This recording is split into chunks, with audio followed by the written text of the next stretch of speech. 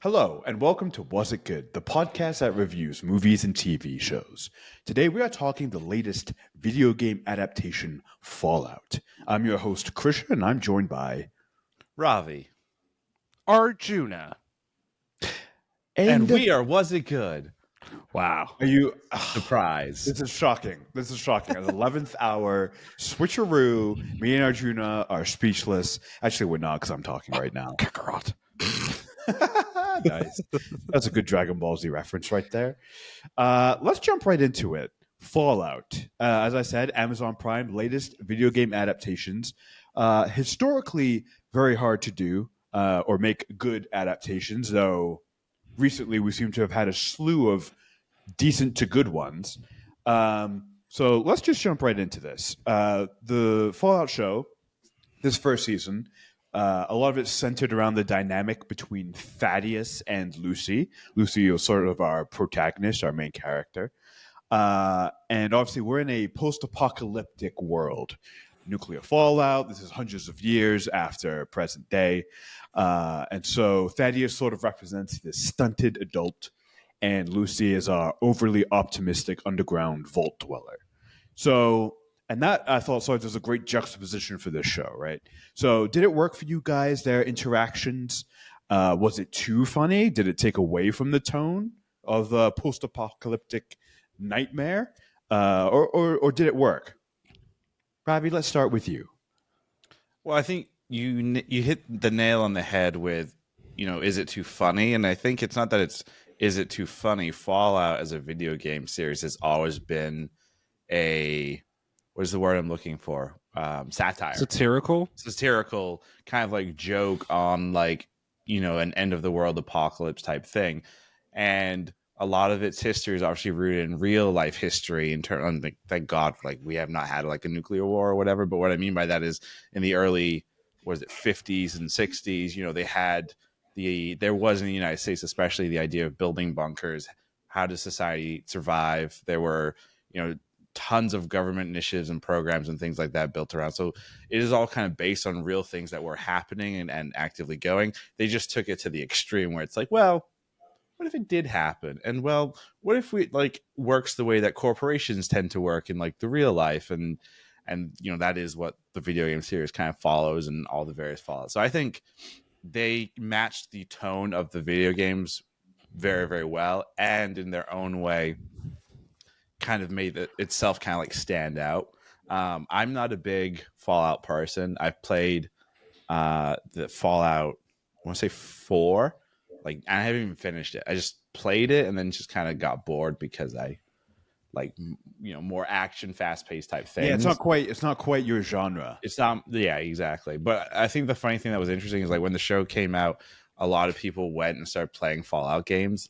And depending on which Fallout game you play, Fallout Vegas is really dark and gritty and evil.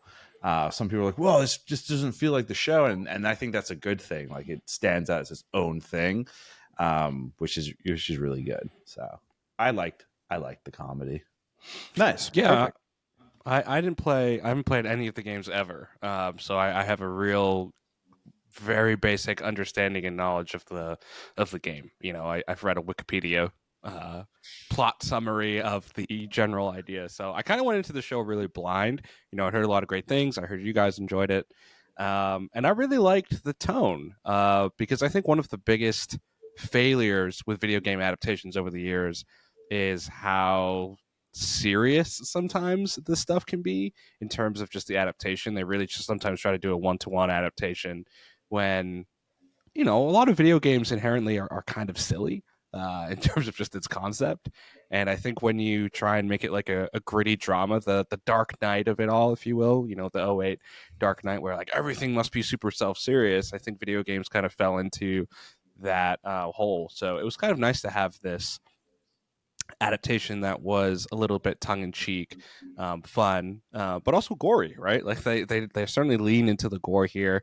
There's certainly a lot of serious elements and drama, but it's a tone that works throughout. I think the characters kind of really nail it and balance itself out really, really well. So I really liked, to answer the original question, I really liked their dynamic. I thought these characters weren't flawless, which I think sometimes you could get with a video game where here is my overpowered character who is just incredible.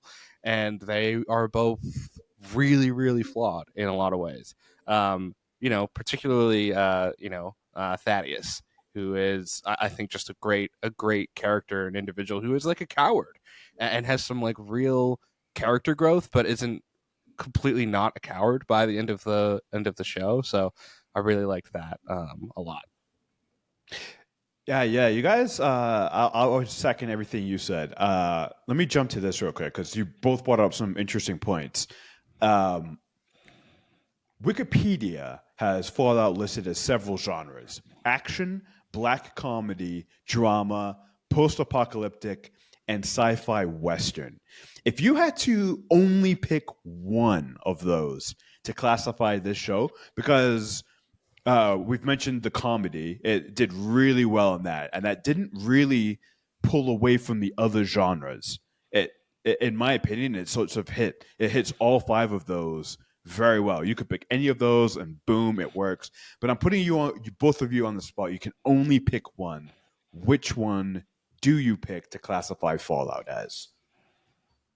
Juna? June, you want to go first, or Yeah, I mean, it's I love tough. how he's just like, yeah, I'm gonna go first. Fuck you, man. You could. I mean, these are all apt. I guess going off of the finale, right? Going off of the where the show ends and where the major beats kind of leave you, you have to go, I think, with drama in a lot of ways, right? Because it is dramatic, right? There is a lot of drama elements. Drama isn't always just super serious. It is almost a mixed genre where there is some comedy, there is some sadness. If you go by the old Shakespeare rules, right? Everything was either a comedy or a tragedy, just depending on the ending, if they got married or if everyone died.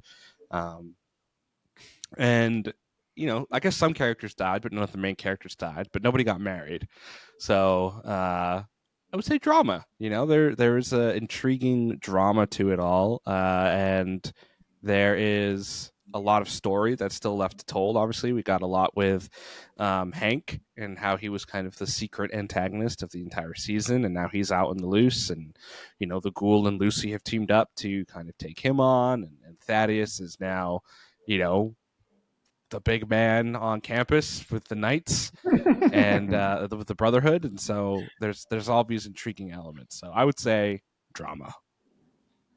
Okay, Ravi, do you have a? I think the correct answer has to be science fiction western. Wow, And that's because, so obviously there are sci-fi elements to this, with the various armors, mutants, that type of stuff. the AI But robots. I think the main thing here is the idea of Western. So Western themes, for example, and yes, I looked this up on Wikipedia. So what I'm about to Never say not is, reliable. This is I true. mean, it's true. I went in and I edited it to match my arguments. I'm good here. You can do that. Basically, the Western genre typically it depicts things around honor, revenge, retribution, social order, conquest of nature, confiscation of territory, things like that. So these are all things and elements that you definitely see within Fallout as a show, where you have different factions trying to take over different areas, control. You have people seeking revenge, with the character of Lucy, Thaddeus, trying to actually preserve his own honor within the Knights and things of that nature. So I think the science fiction Western genre helps to kind of classify everything above it in terms of action, black comedy, drama, and post-apocalyptic. While like a drama, to our June's point, I think the drama works for the last episode. I wouldn't say it works for the entire show as a whole. But I think as a Western, Western, you It is guys pretty take dramatic, that? though. the whole show. You're gonna take I that mean, too, no? No, I won't take it because the drama is like more of a No, it's more of a catch-all. It's more of a catch-all, right? Like you can pretty definitively put most shows in a comedy or drama aspect, and I would say there are comedic elements to it, but it is drama. There is a series. There is a big plot that is driving most of the show. That is dramatic. I'm really Drama. glad I'm really glad this question occurred to me because to me the obvious answer is post-apocalyptic. Like that is the subject matter of the show. If you're going to pick a genre, if you're going to tell someone who knows nothing, has seen nothing, knows nothing, has been living under a rock for 300 years, and you're like, I need to describe this show in one word. Okay, post-apocalyptic. Boom. Okay, now you've got an idea. You've got a framework to enter the show with. So I love that we all have three different answers. And like I said off the top, you can make a serious argument for all five of the genres listed on the ever reliable Wikipedia. Um, Arjuna, you brought up Hank as our secret antagonist, and he's one of three recurring characters who is really old in this show. So this show's one of the really cool aspects, and it's been done before, but I really liked how this show did it, where we're, I think, 300 years after present day ish, and we have a set of characters who can basically put themselves in cryostasis and wake up years later, still young, but, you know, uh, the world has evolved or devolved in this case. And so our three really old characters who exist in the present day of the show, which is the future. We have Hank McLean, Lee Moldaver, and the Ghoul, played by Walter Goggins. So these three are interesting as well because these three sort of represent the different ideologies, broadly speaking, that exist in this post-apocalyptic world about 300 years in the future. So there's two questions here, both very serious. Who aged the best of these three old characters? And which view, this will be hard to answer and slightly go into bold predictions, but, you know, without giving a full prediction, which viewpoint, which ideology will ultimately win out?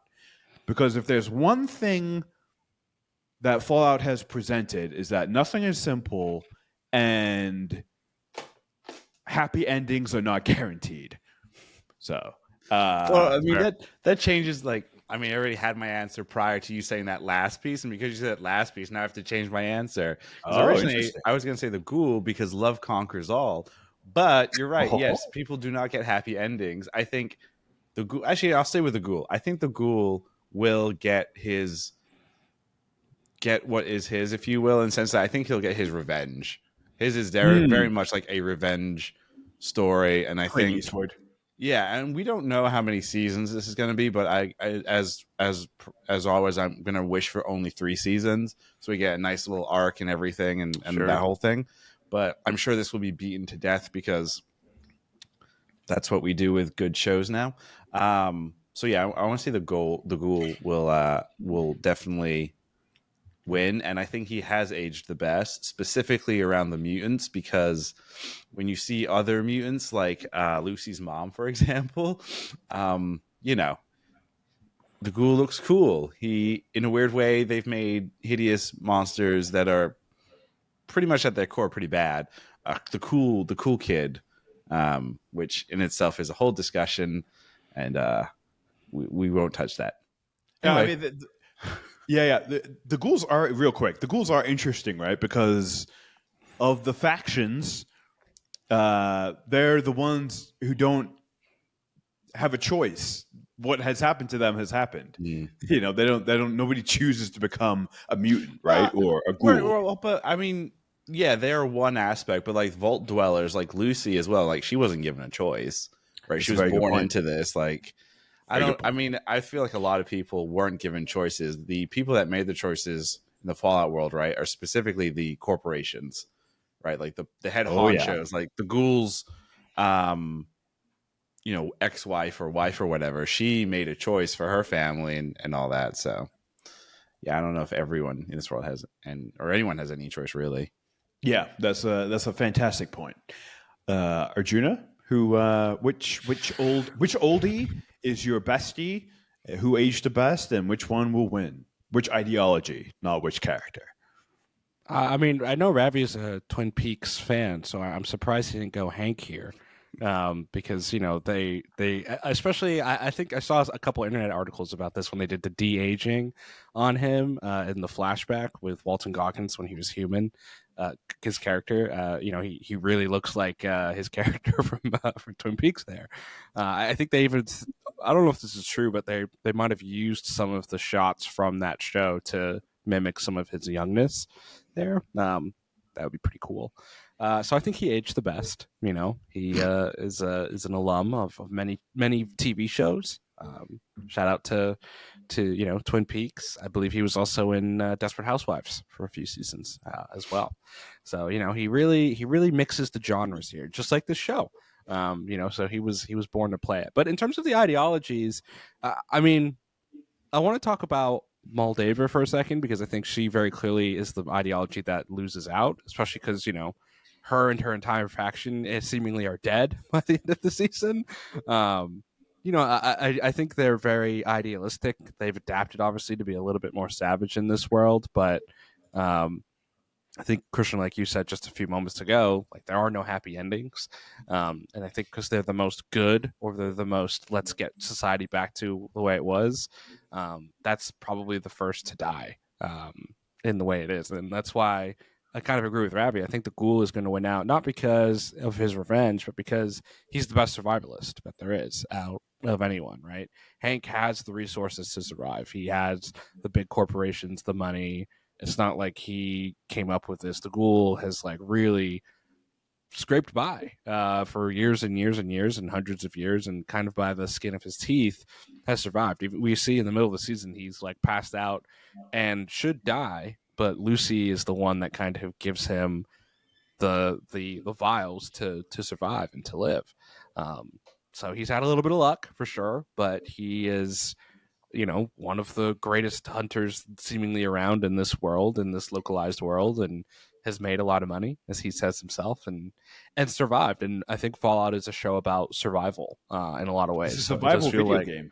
right? It does feel like if we get to the end of the show, and if you had to ask me who is alive by the end of it, it would seemingly be the Ghoul more than anybody else, right? Like Thaddeus has a bit of an honor code, even if he is a little bit of a coward and whatnot. And it does seem like he would die for Lucy if that happened. Lucy is still a bit doe-eyed and ideological, even though we've seen that changed over the first season, and seems like she could die potentially.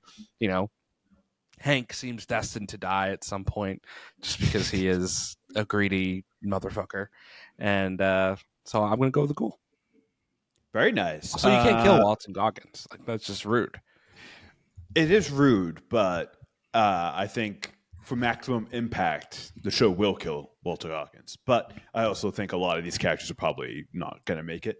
I actually think Hank McLean's ideology is going to be the one to survive, just not in its current form. So if Lucy is our main character, and this first season at least, the okie dokie attitude, the lending a hand, like you just mentioned, Arjuna, especially when she helps the Ghoul, right? And now she's helping the Ghoul. I think his ideology survives, just not in its current form. It's going to be forced to evolve. And it's going to be probably an amalgamation of Lucy will take what's good about the Vault Dwellers and meld it with the agenda of Lee Moldaver, but then with the realism of the Ghoul. But I think ultimately it's going to be the vaults that run things. It's just going to be under new management. I could also see a scenario where they get rid of the vaults and they just redo the whole thing. But the vaults have always sort of represented the entry point, maybe at least in Fallout 4. You start. I haven't played the other one, so I can't say for sure. But the vaults, they're definitely the shady faction. And the one that's like several layers. You got the surface level stuff where it's like okie dokie, and we're gonna rebuild the world. And then underneath you get this really horrible shit, right? Which actually leads very nicely, I think, into the next thing we need to discuss. That the Vault agenda, it represents, and Mavi, you mentioned this off the top, corporate greed to the max. Are there any fears that corporations like Walmart or Apple are looking at this show and thinking, That's a marvelous, bloody good idea. I think the larger question there is it too real? I don't think it's that. I don't think it's that it's too real. I think, and it's the way you just said the corporations piece just now that just something clicked in my head where it's like we, especially in Hollywood, and I think just in general as a society, we have like put this like plot armor or armor on the terminology of like corporations as if it's like this non-existent thing. Like corporations at the end of the day are still run by people. Like people are making the decisions. You know, if you want to break it down structurally, it's, you know, a corporation typically has a board. The board are there to hold the interests of the stockholders. They've elected their leader, the CEO, and the CEO is leading the company, but still there's supposed to be a checks and balance, right?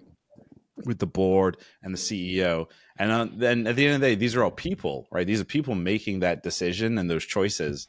So I don't know if like Apple per se is looking at it and being like, oh, this is a good idea. I think it's more like the Tim Cooks of the world are looking at this and being like, is this going to make my stockholders happier with me? So that I can get more money at, like, I think that's what it is at the end of the day. It's like someone's looking at this and being like, is this going to secure my position or job title? Is this going to make me more financially well off? Is this going to give me more power, etc.? Here's the real question, I think, and I think you've uncovered the real question here. It's like a chicken or the egg, because it seems like, and maybe it's wrong, and maybe it's only because bad news travels faster or whatever it is, right? But it does seem like to rise to the top in corporate, at least corporate America, right? We'll just talk about corporate America for a second. To rise to the top, it takes a certain character, it takes a certain drive and motivation, and a key word there is motivation. You know, do the way that capitalism is run today, right? It seems like you got to have that person in charge who sort of bulldozes their way. It's like profits, growth all the time, push that button over and over and over again. Yeah. I I think, yeah. Yeah, go ahead, Juna. Go ahead. I think to Ravi's point, like there's a structure to corporations that's really represented in the way the vault is run, right? Where you have your elected officials, or you have your officials who are in charge, and you have a lot of people who are subservient to it and that agree and are yes people, right? The way the vaults have been run is that they have people that are just going to accept what your leader says, and that is how a lot of these corporations are run in a lot of ways, right? The way you rise isn't necessarily you're always ambitious. It's actually sometimes, are you a yes person? Will you just go along with what the CEO says and does without much question, without much thought to it? And you see that a lot in the vaults, and the people that maybe rebel or want to do more are the ones that are pushed out of that society, out of that corporation. So it is an interesting thing. It's almost like a game, if you will, where if you want to survive or you want to advance, you might have to cloak your intentions. And I think you see some of that with Lucy's brother, where he is outspoken, but then he tries to hide some of that stuff throughout the season to not seem overly ambitious.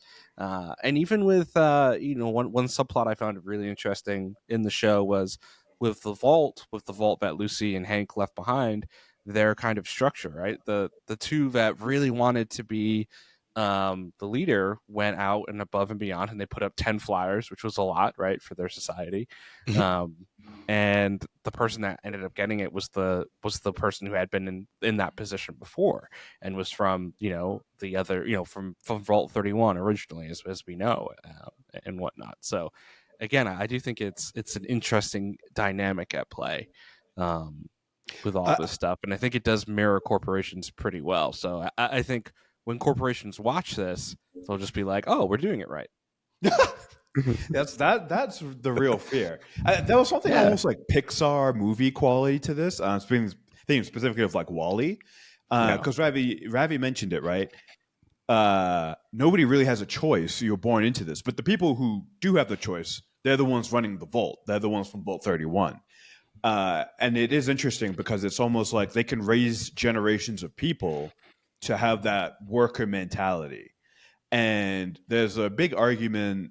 it's not a big argument or discussion, but there is a discussion going on right now that our entire system here, at least in the US, is set up like school is to create workers, not innovative thinkers.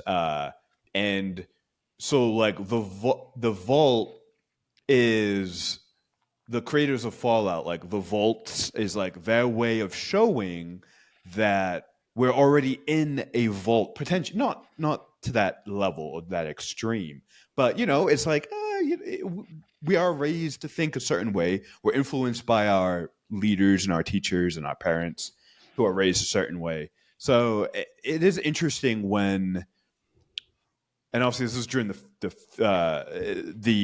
vaults or the vault tech is like the 1950s, right? Which is sort of like the height of the economy and that way of thinking.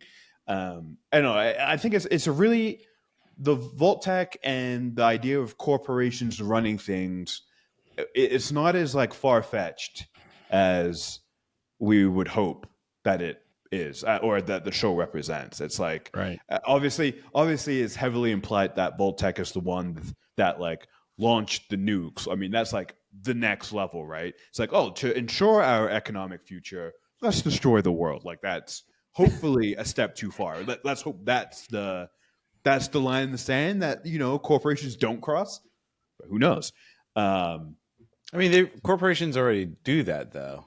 Not to the extent of in like, certain ways. Yeah, not in the sense of like let's destroy the world, but it's like the idea of like create a monopoly so that your only solution is like this iPhone or whatever. I mean, but also that lawsuit happening right now with Apple, but then also the horrible things as well that corporations will do to save money. So like child labor, slavery in the in the mines to get the materials you need, and so no, corporations suck. But it's the way capitalism works. It's the corporations suck, and we're like, let's make a show about it. We're on Apple computers. We have iPhones. We're using digital software. Like, yep. The only way to truly be whatever is like you have to be on like off the grid or whatever, and making everything yourself. But even that, you could probably find ways where it's like, no, you're still part of the problem. Oh yeah. That's why I'd like to officially announce my new program, Move to the Moon. For only a simple $1,000, you can give me money to leave Earth. Oh, okay. Well, let's get Ravi out of here. Back him up. Let's go. Before we move into the second half of the podcast, which I have some fun questions and games set up. Fun. I wanted to dive right into it. Get your thoughts on some of the themes and the characters of the show. Now I want to hear your one-word impression. I thought you just skipped that. Yeah, well, I did, but that's because I was like, let's get our minds and mouths into the show before we get one-word impressions, because maybe they've changed. So, what is your one-word impression to describe the show, Arjuna? If you're ready, you're always prepared for this. I do. My one-word impression is going to be adaptation, right? We talked a little bit earlier about video game adaptations and how so many have been unsuccessful over the years, and maybe why this one has been a little bit more successful. And I think the reason this one is successful is because, correct me if I'm wrong, again, I'm not an expert on the Fallout games themselves.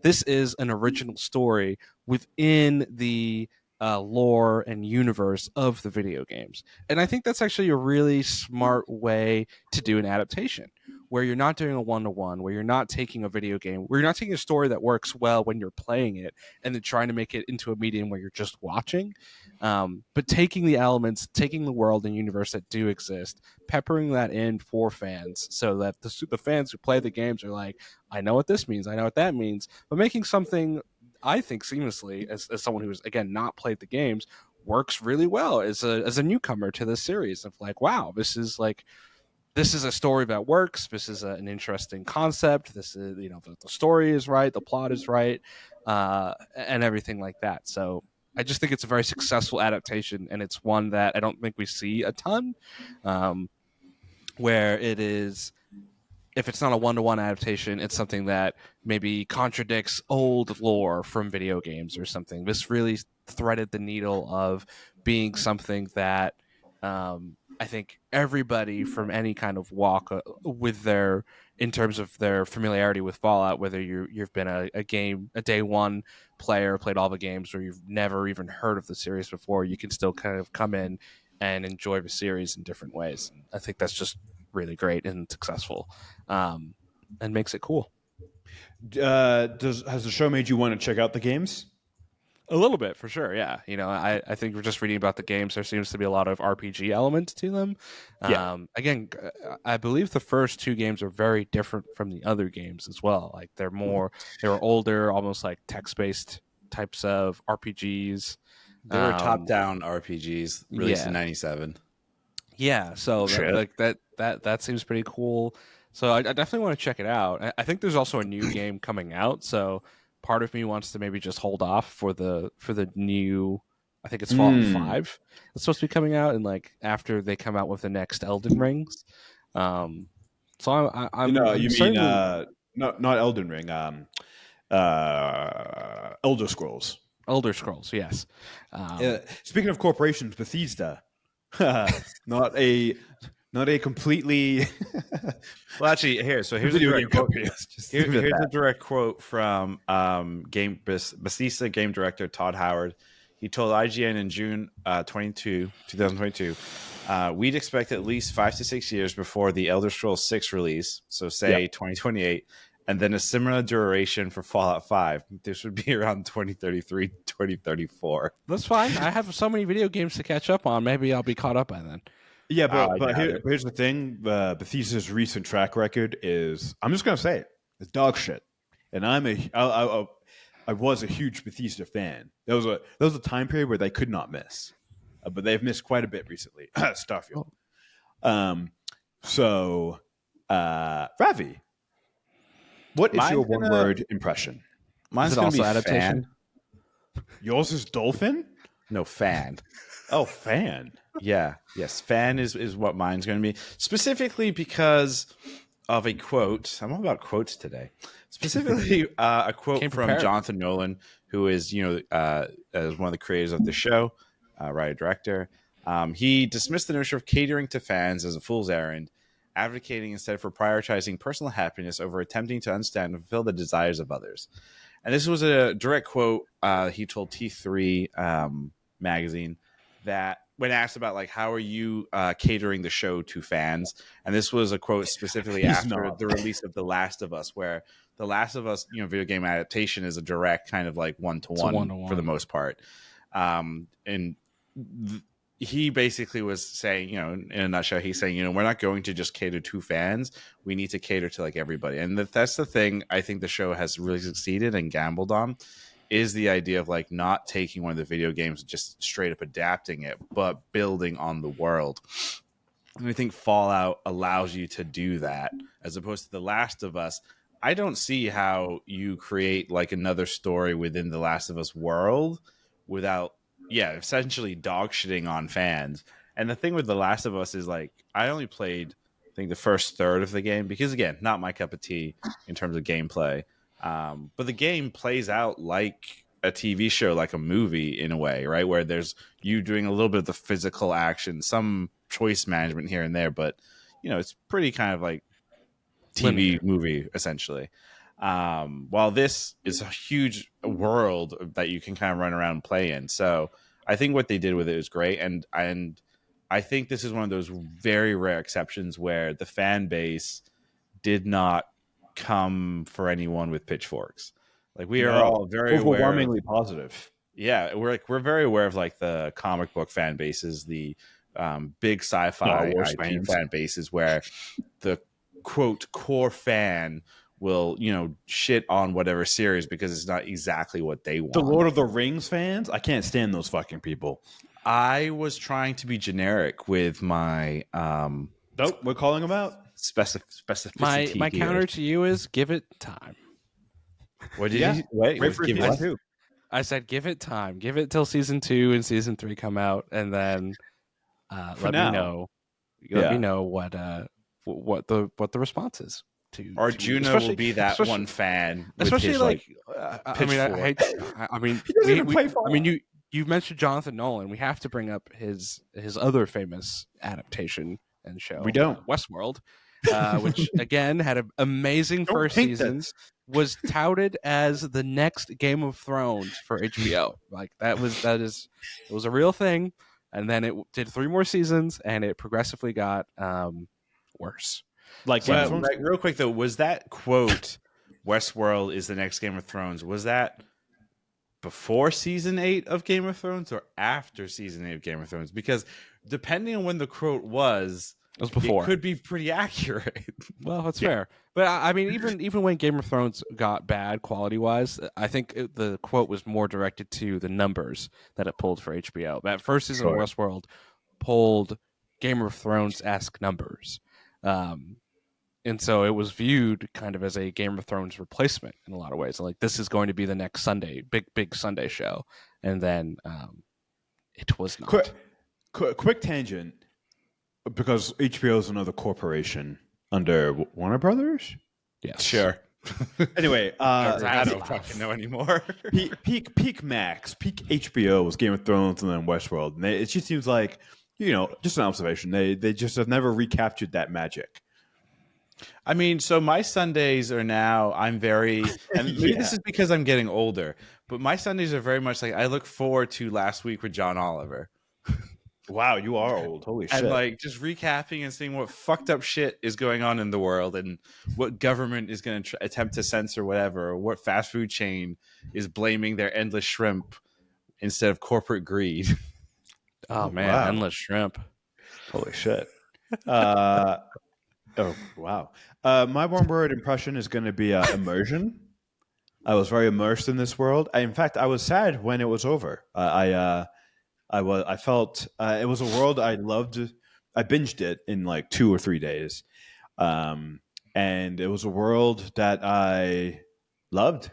Obviously it's a scary world. It's not a world you actually want to live in, but the characters just felt so real to this world.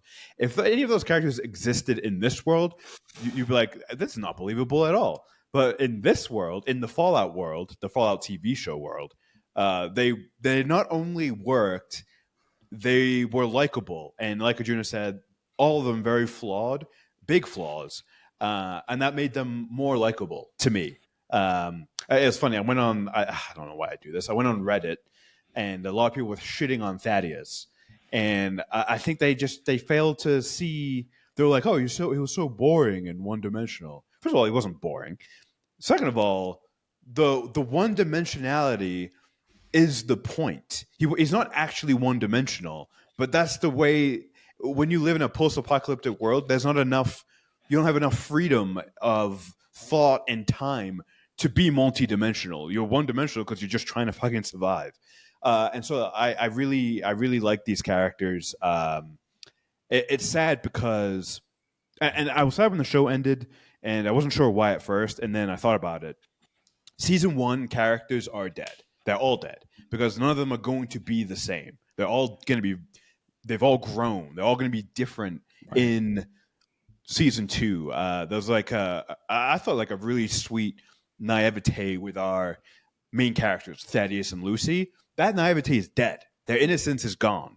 And so no character survived from season 1. Season 2, Lucy, and season 2, Thaddeus will be very different. And if Ravi, and I hope Ravi is absolutely correct. If it went 4 seasons, I wouldn't be mad, but no more than 4. And it's sad because their inevitable reunion, you're like, it's not going to be the same. That like innocent sort of relationship that was budding between Lucy and Thaddeus won't be the same. I wouldn't be surprised if like Lucy is missing half her face and is a raging lunatic by season 4. That's very possible. I wouldn't be surprised if Thaddeus is missing all of his limbs, is the leader of the Brotherhood, and has turned into this warmongering maniac. Very possible. It's almost like it's like an RIP season 1 characters. You didn't survive very long. Season 2 characters, let's go. Let's go. Oh yeah. Okay, so Arjuna sort of brought this up. Video game adaptations. So I just want to open up into the larger conversation here around video game adaptations. They're hard. There's no getting around it. We know they're hard because it feels like 90 to 95% of them are just straight up bad dog shit. And there's multiple reasons. We already brought up some. I think Ravi mentioned it. Doing them one to one, trying to be as faithful as you can to the source material, sort of ruins it. There's also the flip side where creators they don't buy in to the material, and I think The Witcher is a good example of this. They didn't read the books, they didn't play the games. Halo. Halo's another one. You recasted like the greatest nerd actor ever for reasons that I don't understand. Well, he quit because he was supposed to come back to be Superman. Yeah. Oh God! And then most recently Knuckles. Knuckles. Well, I'm gonna separate that from the Sonic because Sonic is interesting. Knuckles was dog shit. Let's be honest. But then I you would have say other... Knuckles isn't for us. We're not the target audience. Doesn't matter. The inner Do child. you think kids hated it. actually like that? Yeah, Like, there's no way. We're not turning this into Knuckles too, but yeah, the kids hated it too, and I know that because I'm still a child and I speak for them. Oh my God. No.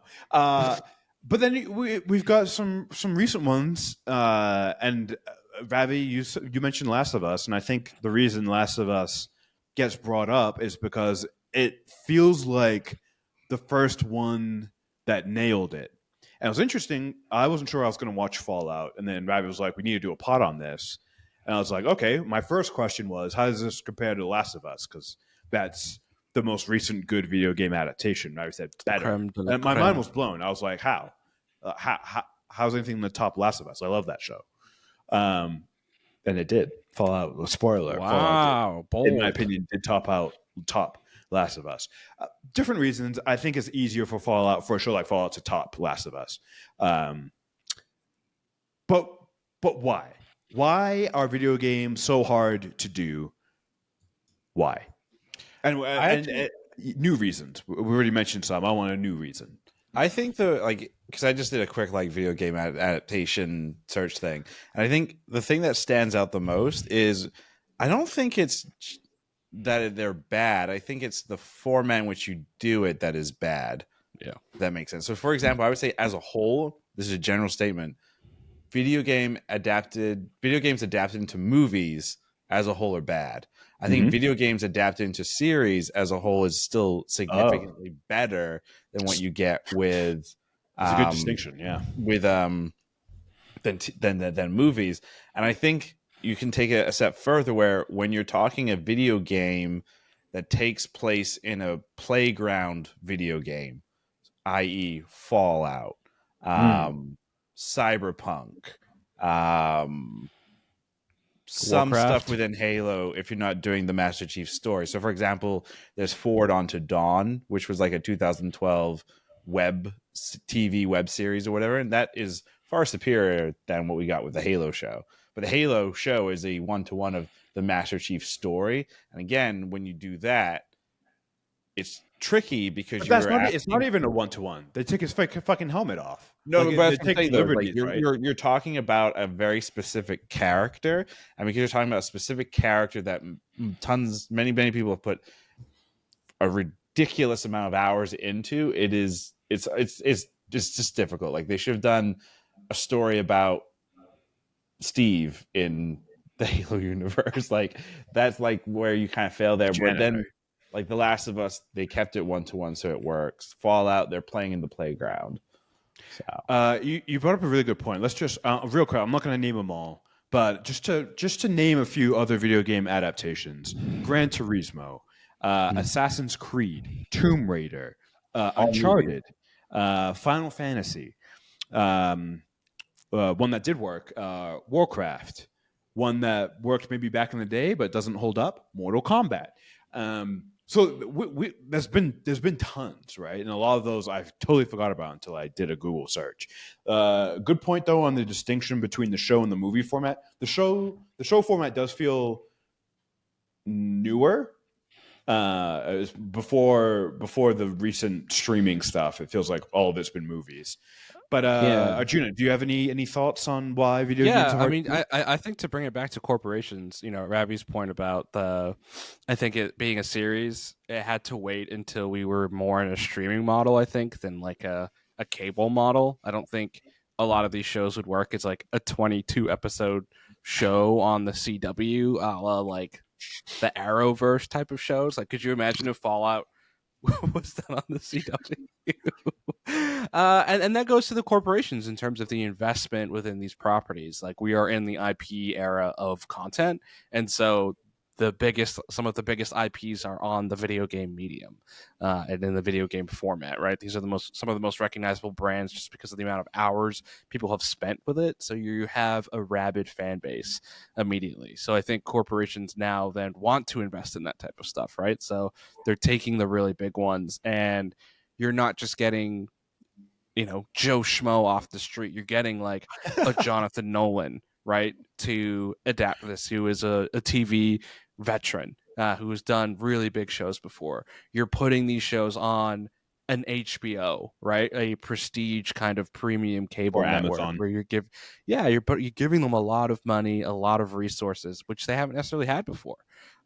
Which I think goes in line with the format change too. Even some of those movies, you know they weren't well casted, or they were stunt casted, and they didn't throw like a ton of money at them. They were kind of hedging their bets and being like, yeah, let's see if we can make a quick buck off of this. While I think the shows and the way that they're being adapted now is, how do we make this into a franchise, right? How do we make this into a multi-season, multi-format, big new IP for our streaming service, or our big thing that we kind of have? And that's what Amazon's doing. Like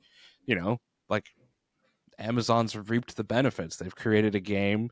They've created a show that's adapted off a game that you could buy off of their service, and gives them more profits and more boosts, right? Like this is the same thing with like Lord of the Rings, right? Like with Rings of Power, people are going to buy the books, people are going to buy the movies, and where are they going to buy it off of? Amazon I mean, Prime. Bezos has been Oh, that's a good quoted as point. saying like that's the main reason they built out Prime is it's just a selling tool. It's just to Yeah. get you to go buy other shit through Amazon. Makes sense. That's crazy. I will say But it this makes is sense. another crazy general statement, but I think I figured it out.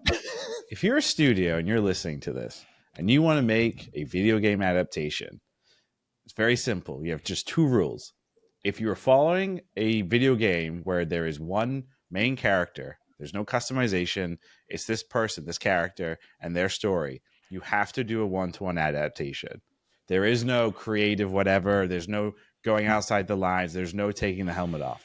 If you're adapting a video game where it's a world, a entire world has been created already for you, your life is a lot easier. You can create that unique, weird story where you come up with whatever unique idea you want to come up with. But you cannot change and adjust the one-to-one, like the character who doesn't take the helmet off. You have to stick with the source material. And I think that's just a blanket statement with video games. So so just to summarize, if a video game doesn't have a character creation option in the beginning, do whatever the fuck you want. Or if it Within confinements no, of the follow it world. one to one. Yeah. If the video game has a character creation in the beginning where you can build your own character, do what you want. Go crazy. Love So it. that's It's fair. It's pretty a fair good. statement. It's pretty I figured good. it out. It's like, this doesn't feel that difficult. Yeah. Like, this is really simple. I think the other thing too is if you're gonna do a video game adaptation, please have someone on the writing team, preferably everyone, to play the fucking game. That some of these They missed the mark. They They did missed the not essence. play. They did not play. Real quick, just because it's so fun, I'm just looking at this. Some other adaptations: Hitman, Prince of Persia, Max Payne, Detective Pikachu, Resident Evil, Rampage, Ready Player. Well, I don't know if Ready Player One was a video game. That was based on a book. Pixels. Just some real classics in Adam here. Sandler. Yeah, Pixels is an original story. It's just it has video Pac-Man. game. come to life. But it's not like based off the Pac-Man. Yeah, it's game. not based on like more the of, actual video games that coming to life. Okay. So they took It's a a bad pre-existing video game. No, Christian, you should go watch Pixels after this pod. It's terrible. Is it good? It's great. Watch it. It's Don't listen to Arjuna. awful. He's insane. It's insane. really Oh, awful. man. No, Well- you should spend your morning watching this movie. Well, listen, we've mentioned about 48 video game adaptations. I want to hear what your ranking of your top 5. There's a lot, so I think you should be able to fill in your top 5. And then conversely, what is the worst video game? Do top 3, and then what is the worst video game adaptation ever made? Because there's so there's a lot many for worse. Yes. So let's hear your top 3 first, though. I'll go first. I'm gonna put Fallout number 1. I'm gonna put Warcraft at number 2, World of Warcraft, which shocks me. I never played the game, but that movie was great. And then I'm gonna put Last of Us at number 3. Let's do top first. Who's got their top 3 ranking ready to go? I'll go. So ahead. my number 1's going to be World of Warcraft, the movie. Oh yeah, Wow. Yeah, that's going to be number 1. I'm not going to put Last of Us or Fallout there just because they're not done. How dare you? Because they could take they could go 180, and then next season they could be the worst thing in the world. So my number 2 will be the 2012 Halo 4 Forward Unto Dawn web series. I think that's a great series. They didn't have a massive budget, and it's a really good story. Oh my goodness, why is Siri coming on? Go away. And then I think my last one's going to be Cyberpunk Edge Runners, which was a animated series from Netflix that takes place in the cyberpunk world. It's a really good, interesting story. Helps with the world building there. Cyberpunk as a video game did not have the best of launch. I was very excited for the game. I was one of the many people that complained and got my money back because it was so bad. And to be honest, I have not returned. But the series, I think, was a really good little story that kind of shows this world and introduces you to this world. So those are going to be my top 3, I think. Nice. Okay, Juliana, go ahead. Bring it home with your top 3. I think Not one is prepared. Last. I think one is Last of Us for sure. I think it is. It's the thing that changed the conversation around adaptations, and I think will continue to do so. I don't know if either of you are familiar with The Last of Us Part 2, the game, and what happens in the game, but buckle up is all I'm gonna say. I don't know if this counts as a video game adaptation because I don't know in what order these things came out, but Pokemon is kind of a video game adaptation, right? Was it a video game first or a trading card? It doesn't matter. It is. I think it was trading cards first, then video I games, think it was then a the manga anime. first. Say again? I think it was a manga first. I think the Pokemon Digimon should get some type of shout out in terms of this ranking because I do think it is a big one in terms of just game changing. It was game changing, especially in the 90s into the 2000s. So I'm gonna put like Pokemon Digimon, some of the trading card video game to show adaptations in there. Maybe it's not a 1-to-1, and then I'll put Fallout 3. I would say. No. You mean Fallout? Yeah, I said Fallout. Oh, I thought you were saying Fallout 3 as in Fallout 3 the video game. No. I need the I'll put adaptation, it Judah. I'll put it at number 3. Yeah, no, I like the idea. that- Jude's like, no, Fallout Season 3 is going to be 3rd on my list. So, But also a shout out to Warcraft. Great movie. I like that. Oh, movie yeah. a lot.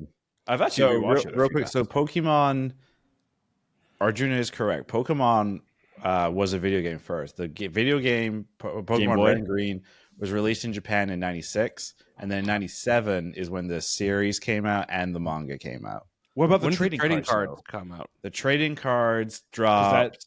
that might have been before all of it. No, so the video game came before the anime trading cards and movies. Okay, So cool. the trading cards dropped also in '96, but still the game came out first. So it all came out roughly same year. But Honestly- the first thing publicly released was the video game. Honestly, so smart by them to do those relatively close, like video game trading cards. Like those are two things that we as kids were not ready for, and like totally rocked our worlds. Like both of those, like the Game Boy games and those trading cards. Like we like if anyone has figured out how to get to that level of obsession, you're just printing money at that point. You're just printing Well, it's also money. smart, right? In the 90s, there was a big thing with parenting on screen time. So they were like, how do we continue to have people absorb our stuff when they can't play with screens? Oh, we make it into like a card game, or we make it into something that doesn't require a buying a Game Boy or anything. So it was actually just really, really smart layering on their part in terms of figuring out how to have this, like you said, Krishna, obsessed kind of IP in people's lives at all times. Yeah, yeah. And so I want to now hear your. I don't need a ranking. I just need to know what the worst video game adaptation for each of you is. I'll go first. Right now, I'm trying to decide between. I'm trying to decide between Rampage. I mean, that's because that was dog shit. And what was the other one? I had it in my head. maybe it's Rampage for you. It might be Rampage. Yeah. It might. Rampage was Gran Turismo. Gran Turismo was fucking awful. Wait, the one that just came out, awful movie. Awful. I didn't think it was that bad. I really liked it. I liked it was so dumb. Wow, this is it's supposed to be based on a true story as well. That's even worse. Awful. No. I actually thought it was pretty enjoyable. I didn't think it was perfect, but I thought the racing part was kind of fun. Like the racing part was just like these shots, so you couldn't even see what was going on. I was like, "Oh, this is garbage." I'm gonna say Rampage though is. You guys have convinced me that maybe I was just angry the day I watched. I'm not rewatching. I think so. It's still terrible, but Rampage will be the worst for me. Okay, that's fair. Rampage in my defense, I haven't seen a lot of these video game adaptations. I've not. I know they're bad, so I don't watch them. That's good. So Ravi? Yeah. I think mine's going to be Mortal Kombat 2. Yeah. Or not the newer one that came out a few years ago? Yeah, I like Mortal Kombat 1, the first Mortal Kombat movie. I thought it was great. I still can't get over what they did to is it Johnny? Or how they recast and then killed his character. I didn't like that. I thought it was stupid. And I still hold a grudge. The new one, I forgot about the new one. I believe that might be worse than Rampage. The new one that came out, yeah, that one's pretty bad. Well, it's all right. It's really bad. It's really bad. I mean, compared to Mortal Kombat 2, the movie was a TV movie. Like, it wasn't even like a. But I bet that one is so goofy, it's funny. Whereas the new one was just bad. It wasn't even. It was so dumb. Well, no, they have Scorpion in the new one, right? So, yeah. Well, that doesn't make it good. Well, hold on though. It's played by the actor who's in Shogun, and he plays Scorpion. Yeah. And he's a good part matter. of that You can movie. have amazing actors. The movie is still horrible. In fact, the movie's worse if you have good actors and the movie's bad. I'm not going to pronounce his last. I'm not going to pronounce his name properly, so I'm not going to attempt it. But he does an amazing job in that film, and therefore, that Mortal Kombat's a good film. No, it isn't. Boom. It has a 55 on Rotten Tomatoes. I don't care about Warcraft has a 28. I don't trust Rotten Tomatoes for everything. These are all great choices. There's a lot of dog shit out there, but I have to go with one that made me personally mad as I stepped out of the theater, and that is Michael Fassbender's Assassin's Creed. Yeah, I was happy because you are a big fan of the game, Juno, right? Yeah, that honestly might be one of the worst movies, period, I've ever seen in my life. It was really horrible. Really horrible. I had a lot of stock in Michael Fassbender at that time, and then I sold all of it after that movie. I've just noticed something. I noticed something, at least with me and Arjuna, and I'm not sure about Ravi, but me and Arjuna, if you've played the game, I played Gran Turismo. That's why I think the movie is dog shit. Arjuna, you've played, I think, like 17 of the Assassin's Creed. You've devoted, I think, probably 2 full years of your entire life to those games. Fair. That's why you hate the movie. So I think if you have a connection to the game, your hatred, if the movie is bad, is going to be worse, which explains a lot of the hatred, probably, Well, it makes sense. You're online. so invested in this stuff. You have Yeah. a probably very clear vision of what it should be, and when it doesn't Yeah. align with that, it's not going to be good for you. Yeah. Having said that, I think Assassin's Creed is truly one of the worst movies ever created, and I want to find someone that thinks it's good. You want to find someone that thinks it's good? Yeah, I'm gonna watch it. Why? and You can beat lie. them up? I can just pick them kidding. up. Yeah. Oh man! All right, the last two questions for the for Fallout are sort of fun little games. So real quick, which faction in the world of Fallout would you do well in? The question is not what faction do you want to be in. The question is, I want you to step outside of yourself and observe yourself. Which faction would you do well in? And some of the factions, just for a quick reminder, we've got the Brotherhood of Steel, we've got the Vault Tech, we have sort of the lone mutants. We saw organ harvesters. You could even the retailer in Philly. Perhaps a townie, right? A bounty hunter, maybe. Townie. Go ahead. Which faction would you do well in? You, Ravi and Arjuna, in the post-apocalyptic world of Fallout. This I is know easy, for me, easy real answer quick, for me. Yeah, for me, it's going to be the Vault Tech. I do well with rules. I do. I'm not a violent person often, and I think, yeah, well, like I said, like when the outsiders come that once in your lifetime, I'll be ready for it. But yeah, I think Vault Tech would be, if I'm being honest with myself, and also in the society I've grown up in, I'd be a good Vault Techer. I think for me, it's the obvious one's going to be Brotherhood and Steel. Just because it's tech-based. I like tech. I am a violent person. Are you religious, though? I'm super religious to the machine. Ooh, okay, Long I like live that. AI. Oh, I like nice. that. Nice. Go ahead, Juna. What would Juna Ramgopal, who lives at... No, I'm just kidding. I'm going to give you your address. I think also probably the Vault, just because I like comfort. So, Yeah. You saw that food. Some of that food looked pretty good. They look great. I mean, they have the best setup in terms of just... They do. In terms of everything. One of my favorite episodes is when Thaddeus and Lucy go to Vault 4, and Thaddeus discovers Vault life and just is like, I live here now. This is my life. That would be me every day. So yeah, if I'm being honest with myself, I think I would do well in the Vault. There's a big caveat though to me and Arjuna's choices here, and that leads directly into the last section before we get to bold predictions and was it good? Because it really depends on what Vault you were born into. Some of the Vaults are horrific. Some of the Vaults are human mutant splicing. Some of the Vaults are just straight up experiments, and the corporations got a bunch of Vaults. Each of them got Vaults that they could run experiments on during the nuclear period until the nuclear waste went away, and then they can come back. So we're gonna get a little bit dark. You're no longer Arjuna, the person who you are right now. Ravi, you are no longer Ravi, the person who you are right now. You're in charge. You are evil, greedy, corporate fuck, and you're in charge of a vault or a group of vaults, and we're about to lock people into the vault for generations to survive the nuclear fallout that is coming. What weird experiment? Maybe it's a normal. It doesn't have to be weird. You don't have to be evil either. What experiment are you running? Ravi, if you have an answer. If not, someone else. I have one. I would do competing fandoms.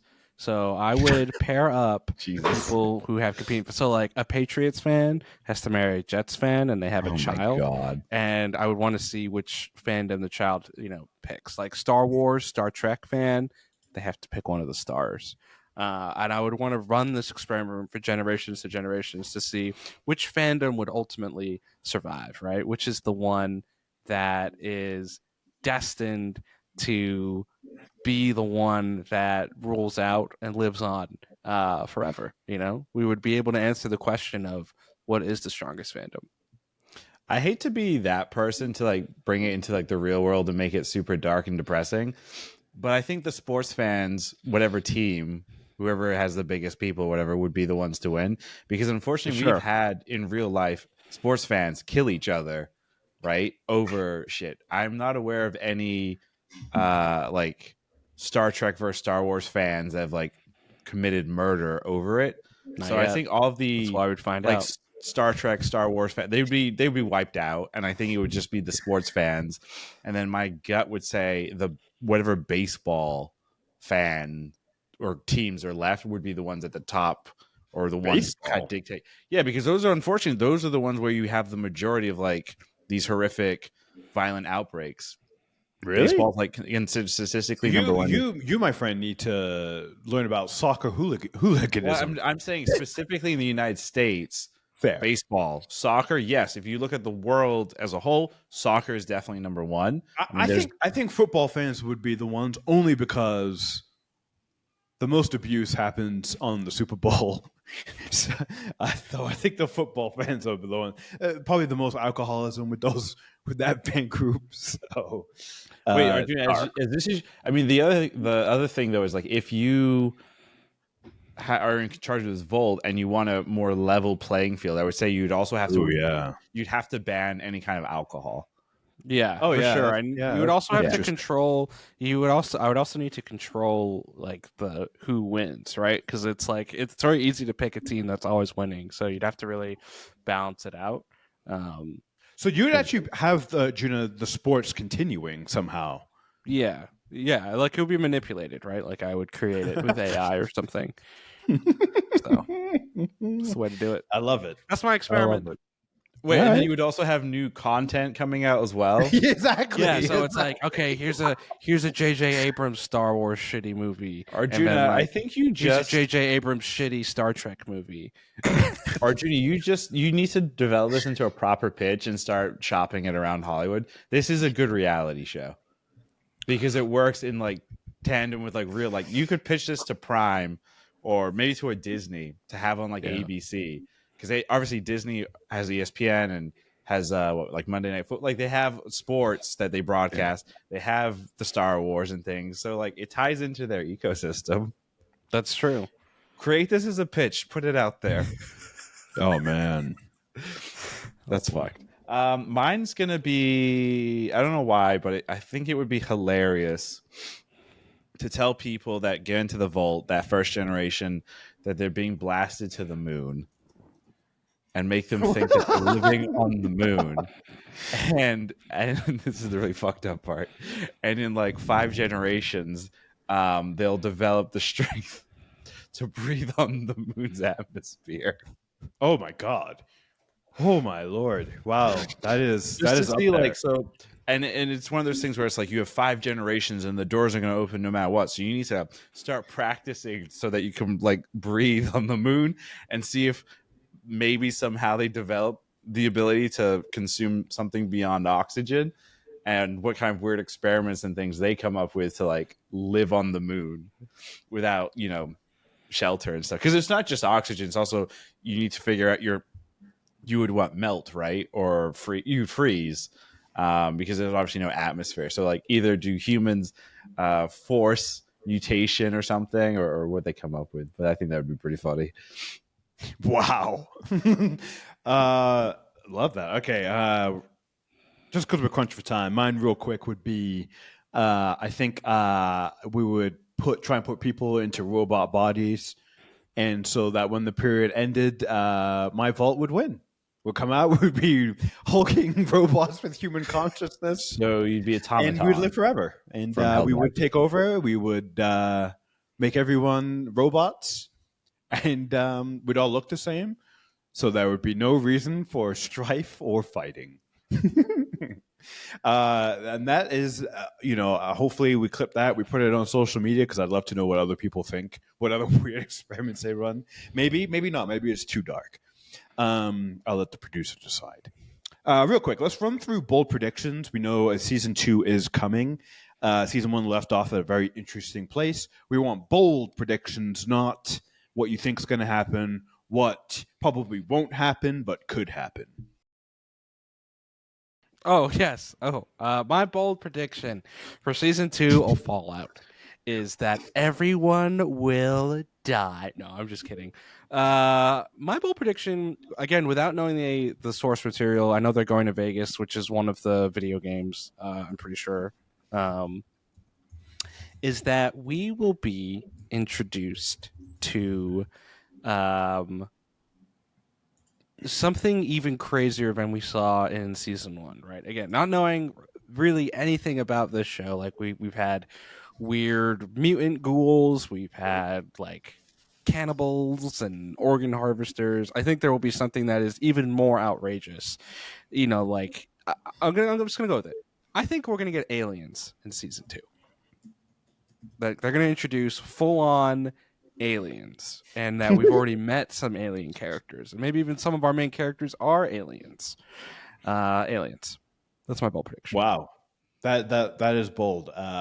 Real quick, I think there's a creature that I think there's a quick shot of that from the finale, and everyone who plays the Fallout games more than we've played, because we don't know what this creature is, but people are like really excited for it. I think it's like a really hard creature that you have to fight in the Fallout series, and those are allegedly coming.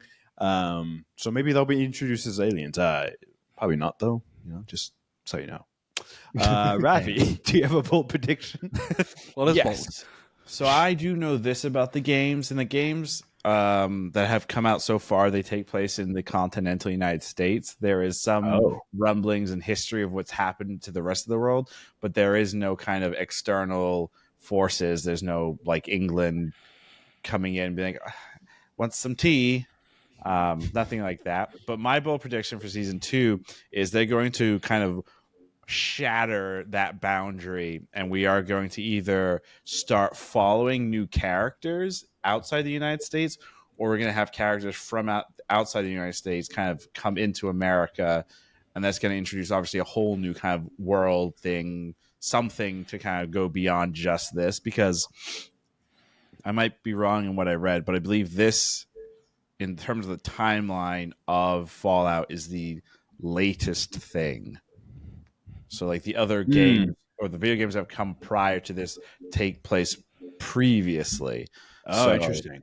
I think this is a great opportunity to kind of not only keep people interested watching the show, but also kind of help expand the lore of the video games, depending on whatever Fallout 5 is going to look like or be in a decade from now. So Nice. I like it. My bold prediction, I think Thaddeus breaks fully bad. I think he's going to sort of be leading the military arm of the Brotherhood of Steel. And during this season 2, he will be exposed to some pretty horrific things.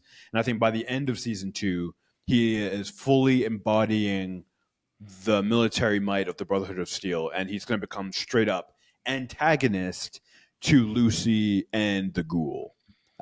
Breaks fully bad. And I think all of his innocence is gone. His cowardice is gone. And he is a killing machine. All right, folks. After that lovely, uplifting, optimistic discussion of Fallout, it's time to ask the age-old question. I nominate myself to go first. Arjuna, was Fallout good?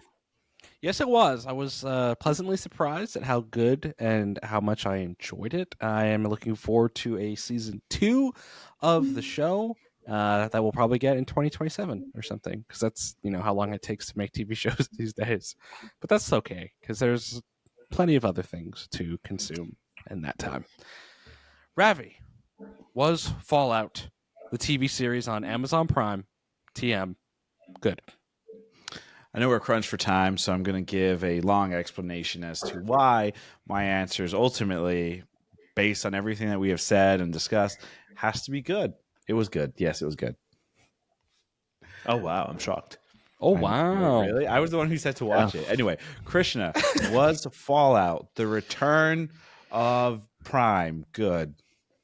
Yes, the return of Optimus Prime was very good. Yeah, no, Fallout was great. I'm glad you suggested it. It wasn't one that I felt super necessary to watch at the beginning. Before I watched it, I should say, or before you suggested it. But I'm glad you did. Glad I watched it. Can't wait for season 2. Pleasantly surprised. And this is maybe a turning point for video games. The bar is being raised, and as the bar gets raised, hopefully bigger and better video games will come out, and we can get rid of the shit like Halo and The Witcher, and those just die. Yeah. And new stuff. I mean, can come in. I don't know if you guys watched it, but I know Twisted Metal that came out last year was also pretty well received, and people liked that show a lot too. So we've had kind of 3 in the last year plus, since We January. forgot completely about the Mario movie. Didn't that make like $1 billion? I didn't watch it. I don't think it's that good personally. I mean, Yeah, and also like the voice. The But it voice did make is $1 billion. wrong. You're right. It is a good one. Yeah, it made $1 is billion. Strong contender. Yeah, well, anyway, that's going to do it from us here at Was It Good. Be sure to check us out on the internet. We are at youtube.com/wasitgood. We're on TikTok and Instagram at wasitgoodpod. So check those out to see what we're doing next. And goodbye for now. New pods every Saturday.